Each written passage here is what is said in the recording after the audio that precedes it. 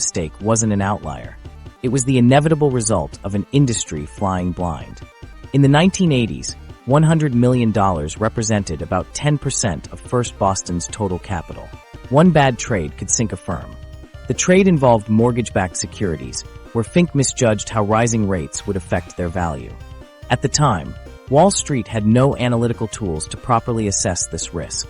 When rates moved unexpectedly, losses piled up fast. After the dust settled, Fink asked the uncomfortable question. Why couldn't anyone see this coming? The answer was sobering. Trillion-dollar markets were being managed with glorified Excel spreadsheets. Risk wasn't calculated, it was guessed. This realization became Fink's obsession. He spent months analyzing what went wrong. Without proper modeling, markets were just high-stakes gambling. While others saw a pariah, Fink saw patterns. He discovered risk could be quantified if you had the right tools. The financial world wasn't ready for his ideas. When he started pitching risk management concepts, Wall Street laughed. They told me I was crazy, Fink recalled. Trading floors valued intuition over algorithms. No one believed computers could outthink seasoned bankers. Fink knew better. Math doesn't lie. While traders relied on hunches, numbers told the real story. His approach was simple. Measure every variable, run endless scenarios, and let data drive decisions. It was radical for its time. In 1988, Fink left First Boston. Most assumed his career was over. Few realized he'd already begun designing a system that would change finance forever. That $100 million loss became the foundation for BlackRock and its secret weapon, Aladdin. Here's why this matters today. The trade revealed a truth about financial markets. Without proper risk management, the whole system is vulnerable. The 2008 financial crisis would later prove Fink right in spectacular fashion. But back in 1988, he was the only one who saw it coming. The mistake taught Fink two crucial lessons. Wall Street's risk models were dangerously outdated, and whoever solved this problem would dominate finance. BlackRock became that company, and Aladdin became its engine. Let's put this in perspective. That $100 million loss would be worth about $250 million today. But the system it spawned now oversees $21 trillion, more than the GDP of the entire U.S. economy. Not bad for a failed trader. Most comeback stories involve redemption. Fink's is different. He rebuilt the game itself. The very thing that nearly destroyed him became his biggest advantage. While others saw failure, Fink saw the future. Today, BlackRock manages more money than any firm in history. And it all traces back to one bad trade in 1988. The system Fink created after his biggest failure now prevents those same mistakes for everyone else. Banks, pension funds, even governments rely on Aladdin to avoid catastrophic losses. The man who lost a fortune built the ultimate safety net. Birth of the financial god algorithm. In 1988, Larry Fink started building something Wall Street didn't know it needed. After his $100 million mistake, he realized banks were playing Russian roulette with clients' money. His solution?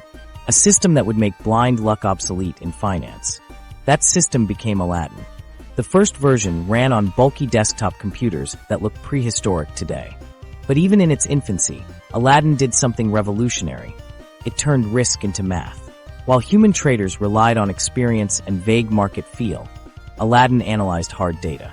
It calculated probabilities instead of making guesses. Wall Street didn't take it seriously at first. Veteran bankers scoffed, calling it just another risk model. One Merrill Lynch exec famously sneered, "No spreadsheet replaces 20 years of market instinct." Fink, still stinging from his own costly misjudgment, knew better.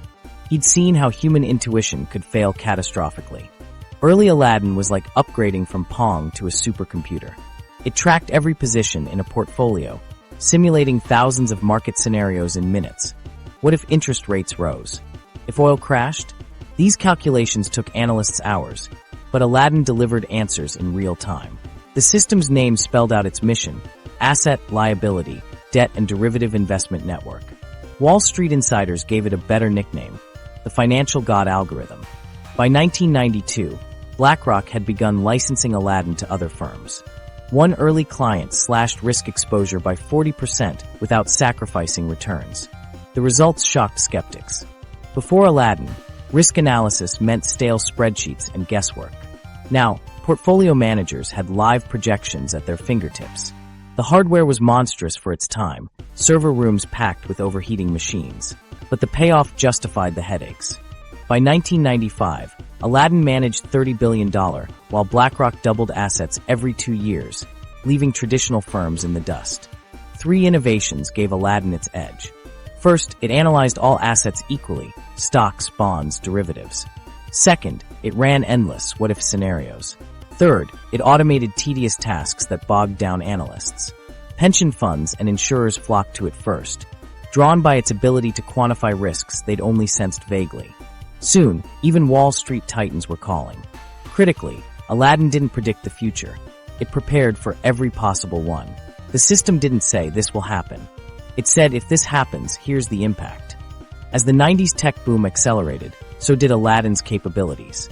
Faster computers enabled more complex models, incorporating macroeconomic data like GDP and unemployment rates, connections no human could process at scale.